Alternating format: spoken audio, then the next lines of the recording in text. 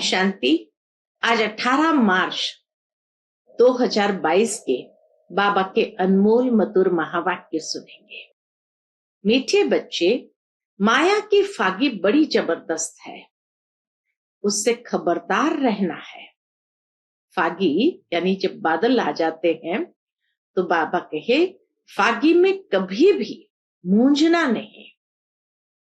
आज की मुरली से प्रश्न है, महावीर बच्चों ने कौन सा कर्तव्य किया है जिसका यादगार शास्त्रों में है?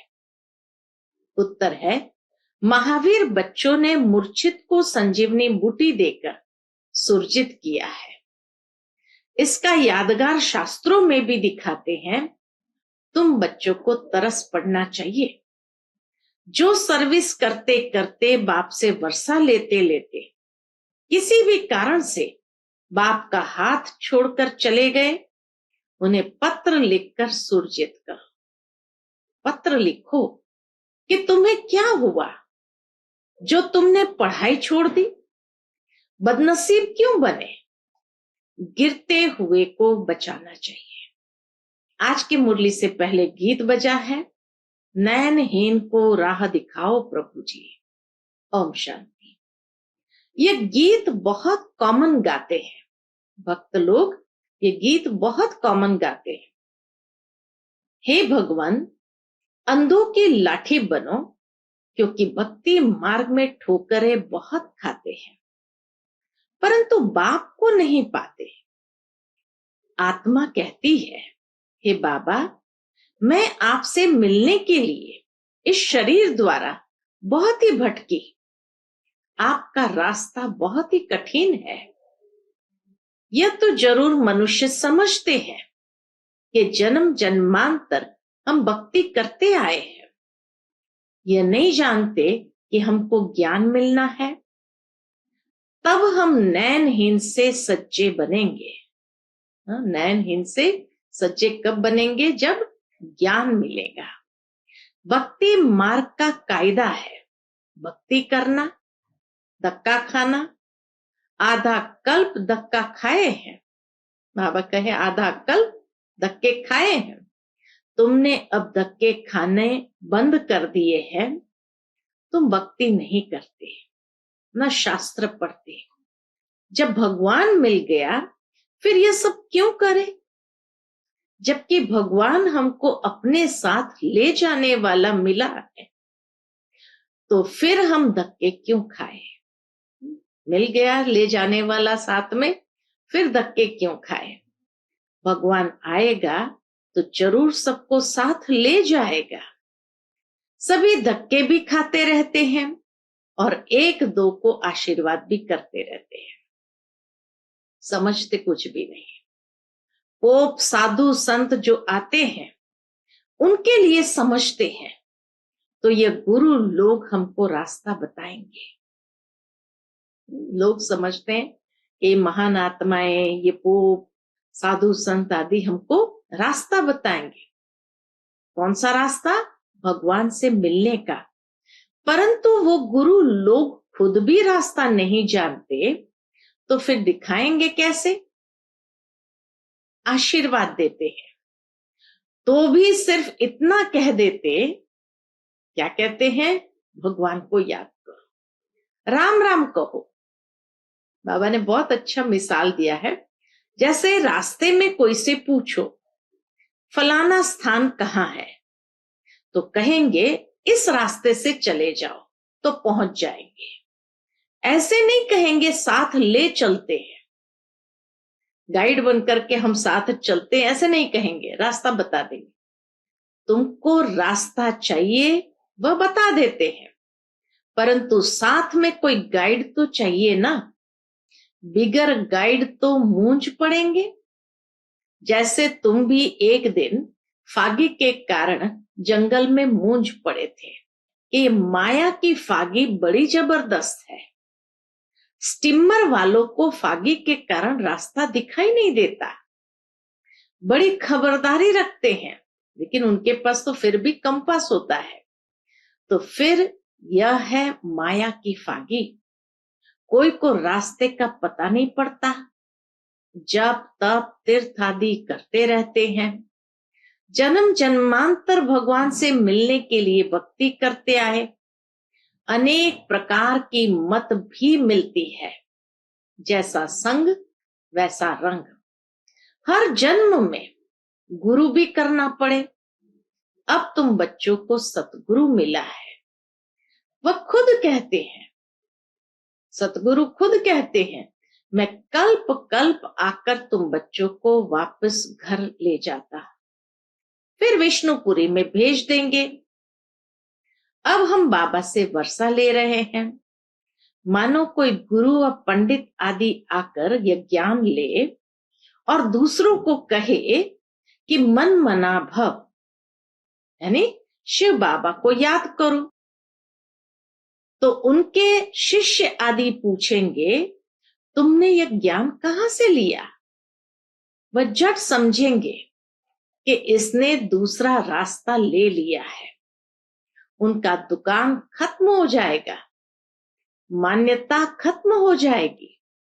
कहेंगे, तुमने ब्रह्मा कुमारियों से ज्ञान लिया है, तो हम क्यों न बीके के पास जाए? खुद गुरु लोग भी कहते हैं, सब जिज्ञासु हमको छोड़ देंगे, फिर हम कहां से खाएंगे? सारा धंधा खत्म हो जाएगा, सारा मान खत्म हो जाएगा। यहां तो 7 रोज भट्ठी में रख, फिर सब कुछ कराना पड़े, रोटी पकाओ, यह करो, जैसे सन्यासी लोग भी कराते हैं। क्यों कराते हैं? ताकि देह अभिमान टूट जाए। तो बाबा कहे, जैसे सन्यासी लोग भी कराते हैं तो देह अभिमान टूट जाए, तो फिर ऐसे का ठहरना बड़ा मुश्किल है। दूसरी बात, जो बाहर से आते हैं उनको पहले पहले बाप का परिचय देना है कि हम माता पिता से विश्व के मालिक बने का वर्षा ले रहे हैं। बाबा है विश्व का रचयिता। हमारी एम ऑब्जेक्ट है कि हमको नर से नारायण बनना है। तुमको भी दाखिल होना है तो 8 रोज आकर पढ़ना होगा। बड़ी भारी मेहनत है, इतना अभिमान कोई तोड़ न सके। ऐसे ऐसे आदमी जल्दी आ नहीं सकते। बाप समझाते हैं कि तुम भाई बहन हो, एक दो को समझा सकते हो। समझो कोई बच्चे हैं जो बहुत अच्छी सर्विस करते थे, बहुतों को समझाते थे, अब बाबा का हाथ छोड़ दिया है। अब यह तो तुम जानते हो कि शिव बाबा हमको पढ़ाते हैं ब्रह्मा द्वारा, डायरेक्ट तो नहीं पढ़ा सकते हैं। तो बाबा कहते हैं ब्रह्मा द्वारा स्थापना कराता, राजयोग सिखलाता। अगर कोई ने ब्रह्मा का हाथ छोड़ा तो गोया शिव का भी हाथ छोड़ा, शिव बाबा का भी हाथ छोड़ दिया। विचार किया जाता है, फलाने ने छोड़ा क्यों? नसीबदार बनने के बदले बदनसीब क्यों बने हो? तुम रूठे किससे? बहनों से रूठे होंगे। तुम जो इतना वर्षा लेने वाले थे, फिर क्या हुआ? क्या सिखलाने वाले बाप ने तुमको कुछ कहा जो पढ़ाई छोड़ दी और बदनसीब बन गए? बाबा भी पूछ सकते हैं, तुमने राजयोग सीखना क्यों छोड़ा? तुम भी आश्चर्यवत बाबा का बनंती कथंती भागंती में आ गए। ऐसे ऐसे बाबा कहे, उनको पत्र लिखो, अपनी तकदीर को लकीर लगा दी। समय देख उनको लिखना चाहिए। हो सकता है, बाबा कहे, हो सकता है पत्र पढ़ने से फिर जग जाए। गिरते हुए को बचाना होता है, डूबने से किसको बचाया जाता है? तो आफरीन देते हैं। यह भी डूबने से बचाना है। ज्ञान की ही बातें हैं। लिखना चाहिए, तुमने खेवैया का हाथ छोड़ा है तो डूब मरेंगे। तारू यानी तैरने वाले लोग अपनी जान को जोखिम में रख दूसरों को बचाते हैं।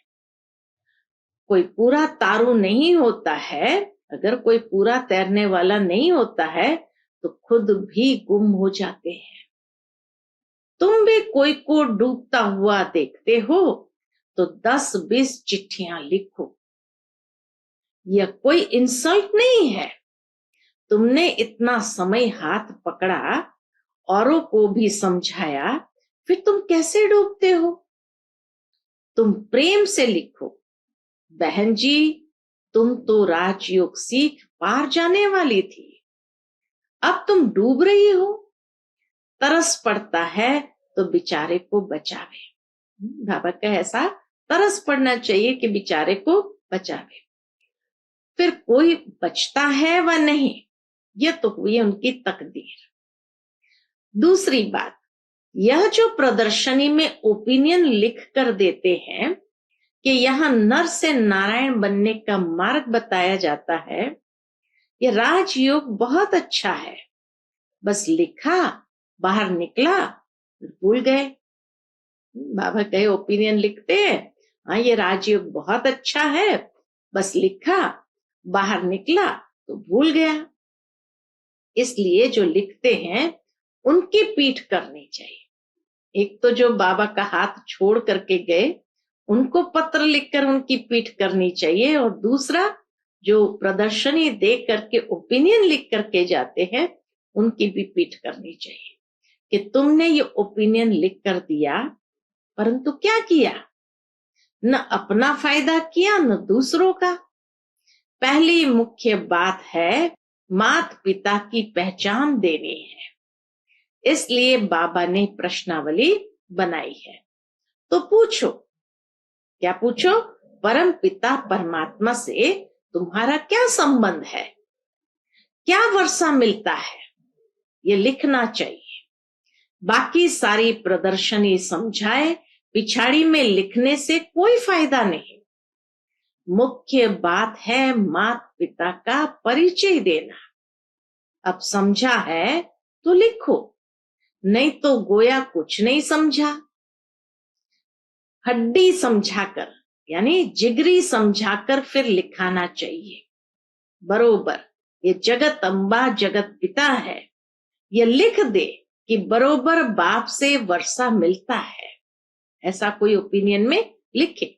ये लिख कर दे तब समझो कि तुमने कुछ सर्विस की है। ऐसा अगर कोई ओपिनियन लिख करके दे तब समझना चाहिए कि हाँ उसने कुछ समझा है या तुमने कुछ सर्विस की है। फिर अगर न आए, फिर भी अगर न आए तो चिट्ठी लिखनी है, बरोबर ये जगत अम्बा और जगत पिता है, तो फिर वर्षा लेने क्यों नहीं आते? अचानक काल खा जाएगा। बाबा कहे अगर नहीं आया वर्षा लेने तो अचानक काल खा जाएगा। मेहनत करनी चाहिए, खास करके विशेष आज की मुरली में बाबा कहे फॉलो अप की मेहनत करनी चाहिए। प्रदर्शनी की, उससे मुश्किल कोई 2-4 निकले तो फायदा क्या हुआ? बच्चों को पुरुषार्थ करना चाहिए। आना छोड़ दे तो चिट्ठी लिखनी चाहिए। तुम बेहद के बाप से वर्षा लेते थे, फिर माया ने तुमको पकड़ लिया है, प्रभु का तरफ छोड़ देते हो। यह तो तुम अपना पद भ्रष्ट कर देंगे। जो महावीर होगा वह झट संजीवनी बूटी देंगे। ये बेहोश हो गया, माया ने नाक से पकड़ लिया तो उनको बचावे। इतनी मेहनत करे तब कोटों में कोई निकले। जांच करनी पड़े कि ये सैपलिंग कैसा है। बच्चियां लिखती है कि हमारा गला घुट गया है, परंतु तुम जास्ती बातों में जाओ ही नहीं। पहली मुख्य बात समझाकर लिखाओ, फिर और बात। एक ही त्रिमूर्ति के चित्र पर पूरा समझाना है।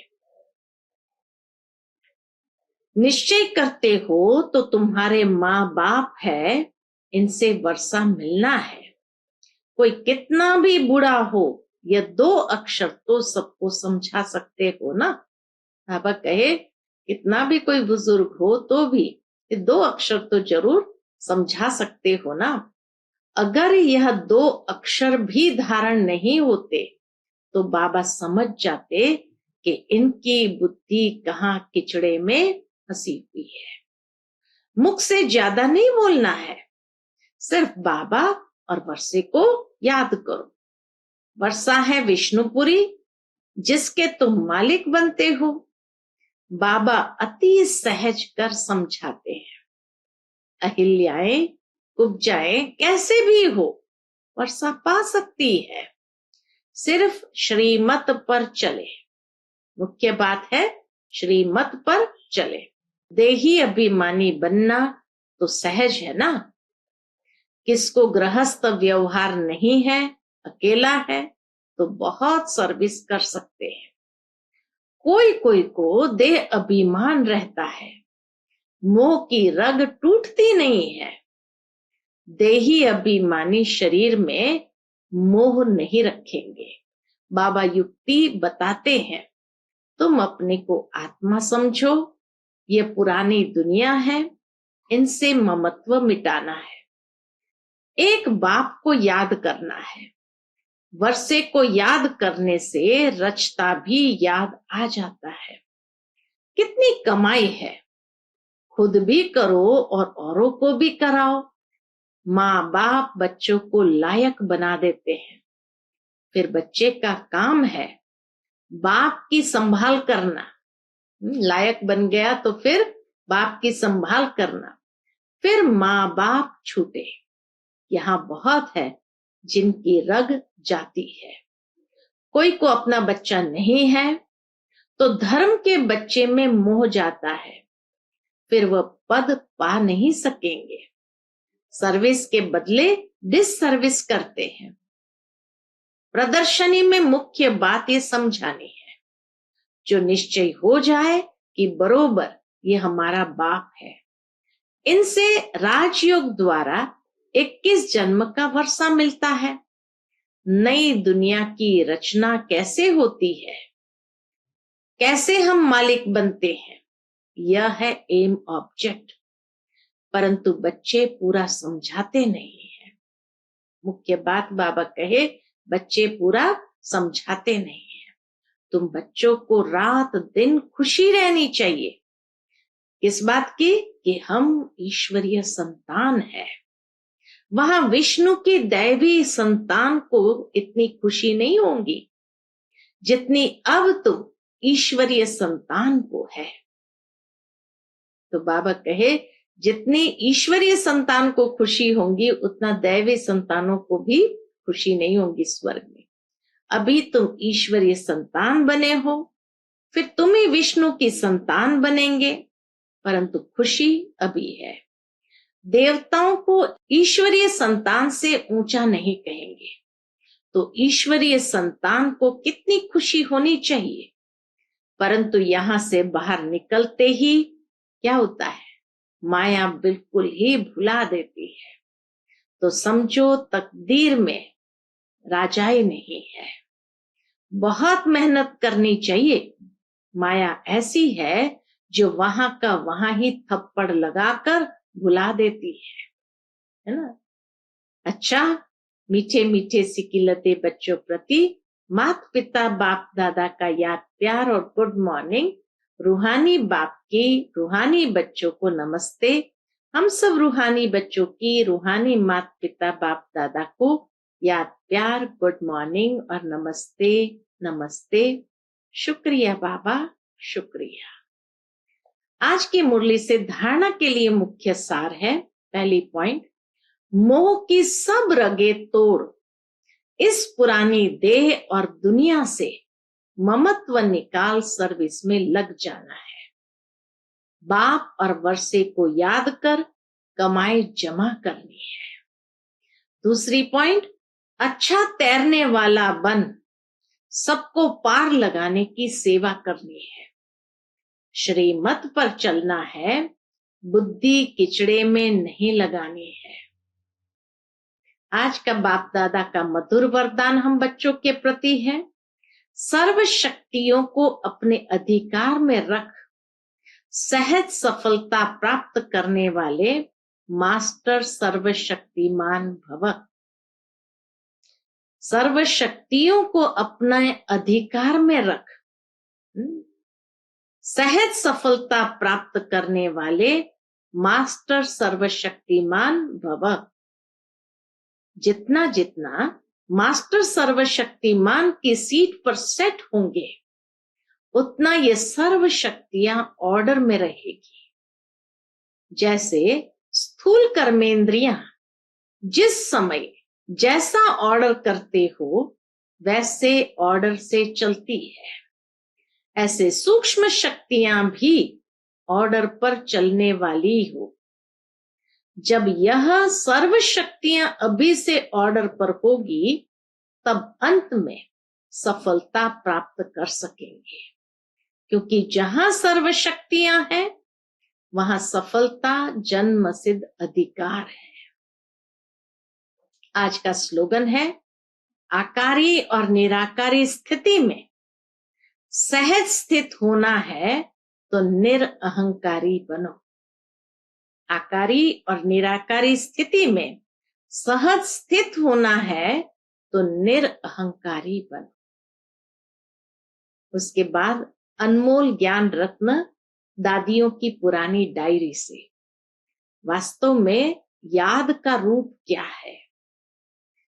पिता सम दिव्य कर्तव्य में तत्पर रहना। याद का रूप क्या है? पिता सम दिव्य कर्तव्य में तत्पर रहना। परमात्मा की याद में रहते हैं, वह किस द्वारा दिखाई पड़ेगा? जैसे देखो, बच्चा है, वह जब अपने पिता का फुटस्टेप ले खुद भी कार्य करने में तत्पर रहता है, वही पिता की याद का रूप है, क्योंकि पिता अपने बच्चों को फरमान बरदार देख बहुत हर्षित होता है कि यह मेरा बच्चा बिल्कुल सुपात्र है, जो मेरे सिवाय मेरे घर की परवरिश करता है।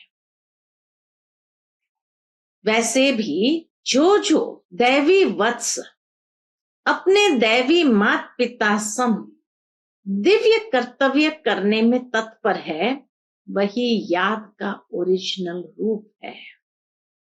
जिस स्वस्वरूप में माता पिता स्थित रहते हैं, उस ही स्वस्वरूप में बालक भी स्थित रहने से दोनों की तार आकर कनेक्ट होती है और पिता पास शीघ्र ही जाए पहुंचते हैं। पिता भी कहता है कि ऐसे वत्स मेरे से मिले ही पड़े हैं, अर्थात वह साक्षात मेरा ही स्वरूप है। इस रीति अंतर्मुक्ता में रह साइलेंस से परमात्मा को भी समीप खींच लेते हैं। अच्छा, Om Shanti. To watch Peace of Mind channel videos on YouTube, subscribe us on youtube.com/TV Peace of Mind. Just a click for a peaceful life.